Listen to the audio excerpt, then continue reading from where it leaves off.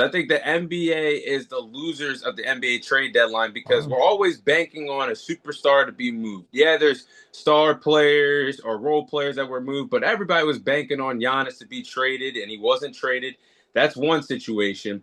Then I'm looking at situations like the team that you said, the Wizards. I think the Wizards made some good moves, but I have some bones to pick with two teams, the Wizards and the Jazz by the trade deadline. Yeah, the Wizards acquired two injured players of Trae Young and Anthony Davis. They have yet to play for the Wizards this year, and rumors that neither one of those players are going to play for the Wizards this year, which is really insulting for the league because you mean to tell me they can't suit up for at least 5 to 10 games. And then if you keep purposely losing if you're the Wizards, if you're at least a top 8 worst team in the league, you finesse the New York Knicks of their first round pick. So then you're possibly talking about getting a lottery pick.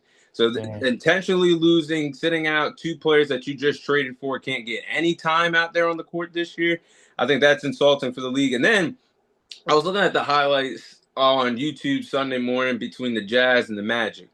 In this game Saturday night, the Jazz were up by 17 on the Magic towards the end of the third quarter, right? Laurie had 27 points. Jaren Jackson, they just traded for, had 22 points. Nurwick had 14 rebounds.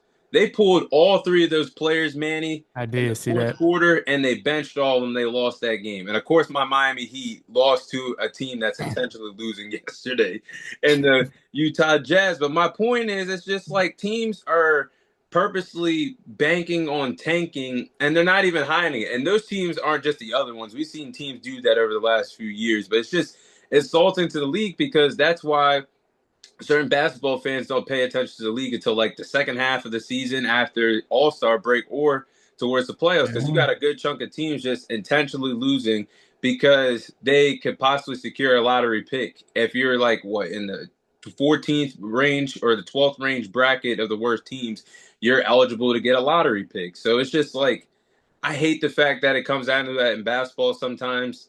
People just get so greedy to have a top tier lottery pick and they intentionally lose ball games. Yeah, that's an interesting take though, Tom. I haven't really thought about it like that. And I think at this point, we definitely got to do something about there has to be some sort of rule change to adjust on the new era of basketball. Like Yeah. where